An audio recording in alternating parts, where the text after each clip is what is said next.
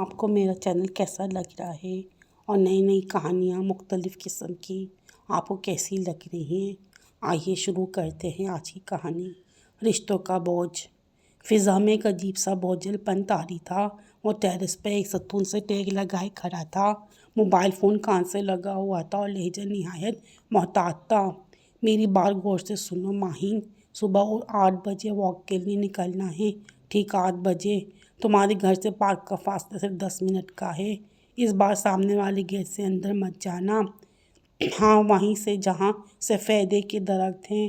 حالات ٹھیک ہے، وہیں کھڑی ہوگی اور میں وہیں سے تمہیں پک کروں گا۔ 9 بجے تک کورٹ بھی کھل جاتا ہے۔ احمد ہے نا، اسے تمام انتظامات کر رکھے ہیں۔ بس 1-1.5 گھنٹے کی بات ہے۔ ہاتھ سن کر اس نے جلدی سے فون پر ہاتھ رکھ دیا۔ سائرہ بہن چلی آ رہی تھی۔ اس کی رکی ہوئی سانس باہر نکلی۔ بھیا، میں نے آپ کا کمرہ تیار کر دیا ہے، ساری صفائی خود کی ہے، رضیہ سے کچھ نہیں کروایا۔ بیڈ شیٹ اور پردے بھی بدل دیے ہیں۔ آپ دیکھ لیں، اگر کچھ اور کروانا ہو تو بتا دیجیے۔ نہیں شکریہ، تم جا کر سو جاؤ، باقی میں خود دیکھ لوں گا۔ پھر اس نے دوبارہ فون پر سے ہاتھ ہٹا لیا۔ کوئی نہیں تھا، چھوٹی سائرہ ہے، اس کو اعتماد میں لے رکھا ہے میں نے، یہاں تمہارا بہت ساتھ دے گی۔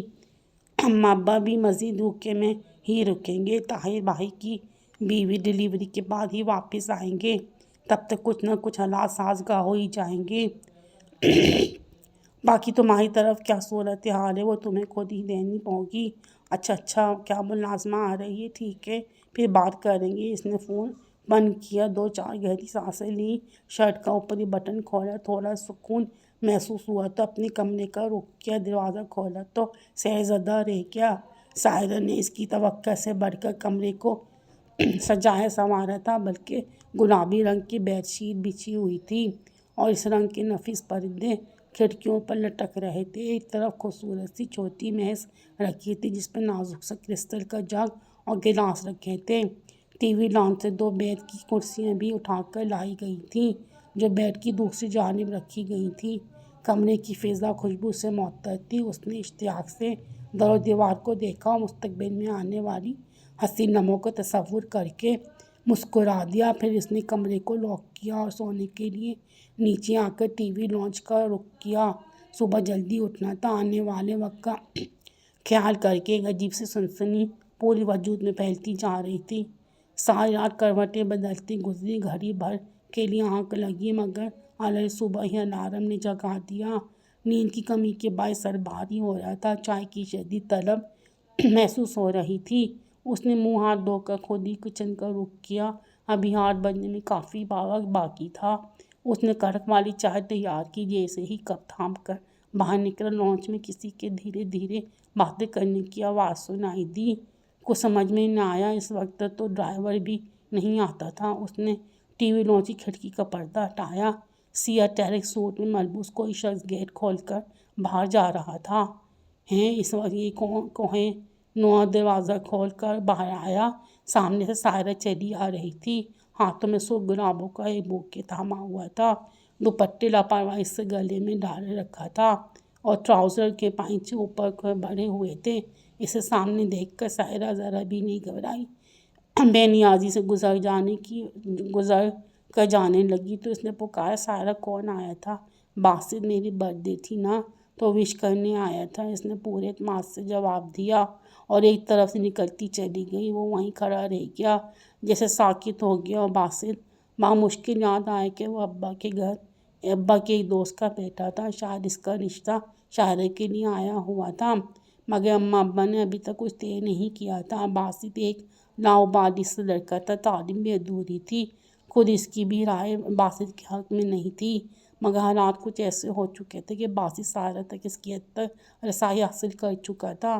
یوں دراز سے گھر کا آ کر وش کر رہا تھا، یہ جانتے ہوئے بھی اماں ابا گھر میں موجود نہیں ہیں، اور سب سے زیادہ حیرت اسے سائرہ کے بے خوف اور ہر درم انداز پر ہو رہی تھی۔ بھائی کے سامنے اسے ذرا برابر جھجک یا لحاظ محسوس نہ ہوا۔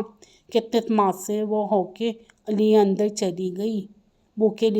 چلی گئی اور چھوٹے چھوٹے قدم سے چلتا ہوا اندر آیا اور صوفے پر جیسے ڈھا سا گیا۔ चाय के कप से भाप उठनी बंद हो चुकी थी, मगर अब इसे इसकी परवाह भी नहीं थी।